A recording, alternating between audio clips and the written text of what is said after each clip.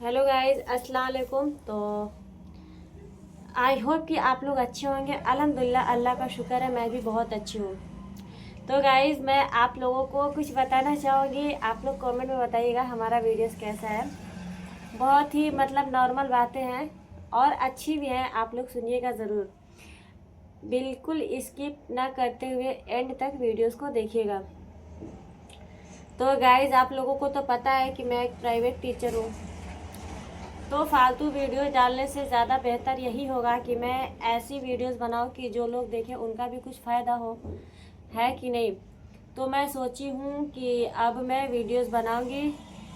Long video जो भी होगा वो बच्चों के प्रति होगा, पढ़ाई लिखाई का। और शॉर्ट वीडियो तो इस्लामिक रहेगी। आप लोग कमेंट में बताइएगा हमारा सोच कैसा है और हमारा वीडियो कैसा है। जिनके छोटे बच्चे हों, स्कूल दूर हो बच्चों का, और मतलब भाई पुअर फैमिली, रिच फैमिली के लिए तो कोई भी वो नहीं है। वो तो अपने बच्चों को आराम से हैंडल कर सकते हैं। बड़ी बड़ी वैन लगा सकते हैं, बड़े बड़े कॉलेज में पढ़ा सकते हैं, बड़े स्कूलों में पढ़ा सकते हैं, अच्छी शिक्षा दे सकते हैं।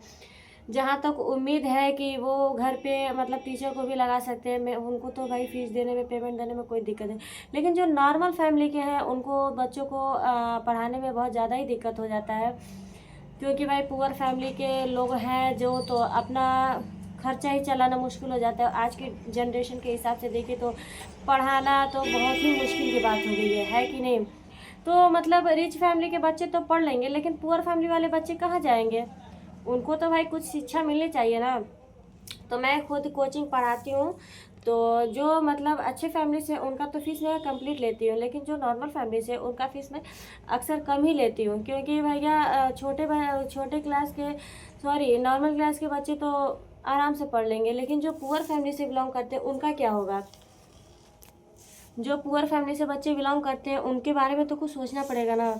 तो मैं इसलिए अपना खुद का कोचिंग खोली कि बच्चों को पढ़ाऊंगी, और वैसे ही बच्चों को मैं ज़्यादा शिक्षित करूंगी जिनके फैमिली वाले गरीब हो। पुअर का मतलब होता है गरीब, और रिच का मतलब है अमीर। तो अमीर फैमिली के बच्चे तो आराम से पढ़ सकते हैं, लेकिन गरीब फैमिली को इस जनरेशन के हिसाब से देखिए तो बहुत ही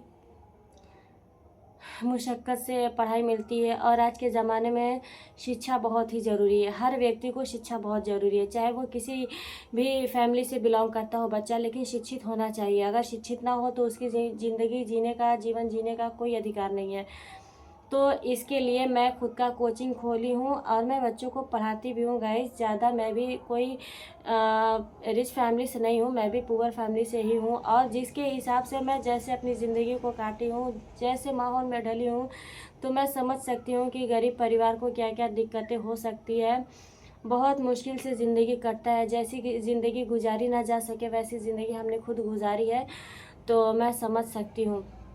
बहुत मेहनत करके भी मैं भी यहाँ तक पहुँची हूँ गाइस। स्कूल में भी पढ़ा लेती हूँ और घर का ट्यूशन भी है हमारा, और मैं खुद पढ़ाती हूँ बच्चों को। और मैं वैसे ही बच्चों पे ज़्यादा फोकस करती हूँ जो गरीब फैमिली से बिलोंग करते हो।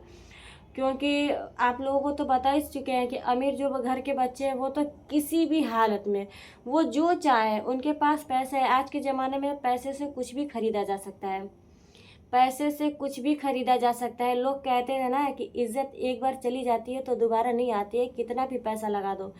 लेकिन आज के ज़माने में इज्जत भी आपकी चली जाती है तो पैसा लगाई इज्जत भी वापस मिल जाती है। अक्सर आप देखे होंगे कि जो रिच फैमिली के होंगे लोग, जो मतलब अच्छे खासे फैमिली के होंगे, उनके घरों में कितने बड़े से बड़े कांड हो जाते हैं, लोग उफ तक नहीं करते हैं। और वही छोटे क्लास में चले जाइए, छोटे क्लास के बच्चे थोड़ा सा भी कुछ कर दे पूरा फैल जाता है। तो इस ये सब पैसे से खरीदा जा रहा है। पैसे हैं तो सब है, इज्जत शोहरत दौलत सब कुछ है, सब पूरी दुनिया आपके जेब में पड़ी है। पैसे नहीं है कुछ भी नहीं है। और दूसरी, अगर अब मेरे हिसाब से सबसे ज़्यादा शिक्षा ज़रूरी है, तो मैं शिक्षा पे ही फोकस करती हूँ कि हर एक बच्चा पढ़े। तो गाइज़, मैं आप लोगों से बहुत रिक्वेस्ट, बहुत बहुत ज़्यादा रिक्वेस्ट कर रही हूँ कि हमें आप लोग सपोर्ट करिए। क्योंकि मैं भी अपने घर के लिए, अपने परिवार के लिए, अपने गांव मोहल्ले के लिए बहुत कुछ करना चाहती हूँ मैं। अल्लाह ने दिल तो दिया है बट दौलत नहीं दिया है। तो मैं अल्लाह से मुझे शिकायत भी नहीं है, क्योंकि अल्लाह ने मुझे उस लायक बनाया है। हम जो चाहे वो कर सकते हैं, बट मेहनत की ज़रूरत है। खुदा ने तो कहा है मेहनत करिए, देने वाले हम हैं। तो हम मेहनत करें गाइज़, आप लोग सपोर्ट कीजिए, फिर सब कुछ खुदा के ऊपर छोड़ देते हैं हम। सब कुछ खुदा के ऊपर है। अब हम मेहनत कर रहे हैं, आप लोग से सपोर्ट मांग रहे हैं, आप लोग सपोर्ट कीजिए। अब देना ना देना तो खुदा के हाथ में है। हम मेहनत ही कर सकते हैं ना, इससे अधिक तो हम कुछ कर नहीं सकते। अब खुदा के हाथ में है। खुदा ने चाहा तो इंशाल्लाह हम आगे बढ़ भी सकते हैं। और अल्लाह चाहेंगे, क्यों नहीं चाहेंगे। अल्लाह पाक 70 माओं से ज़्यादा अपने बंदों से प्यार करते हैं। हम कुछ भी कर ले, लेकिन अल्लाह पाक अपना नज़र कभी हमारे ऊपर से नहीं हटाते हैं। अल्लाह का नज़र हमेशा हम लोगों के ऊपर रहता है, चाहे हम लोग किसी भी सिचुएशन में अल्लाह को याद करें ना करें, अल्लाह का शुक्र अदा करें ना करें। कह रहे मतलब हदीस में आया है कि अल्लाह पाक का ना शुक्रिया अदा करने से अल्लाह नाराज़ हो जाते हैं। बेशक अल्लाह नाराज़ होते हैं, बट अपने बंदों से कभी मुकरते नहीं है। वो वैसे ही रहमत भेजते रहते हैं। नाराज़गी होना अलग बात है। हम इंसान अगर नाराज़ हो जाए, है कि नहीं, अपने भाई से नाराज़ हो जाए, बहन से नाराज़ हो जाए, जो नहीं करना वो कर बैठते हैं। लेकिन अल्लाह पाक क्या कहें, काबिल तारीफ़ है। अल्लाह की बनाई सब कुछ, हर एक मखलूक काबिल तारीफ़ है।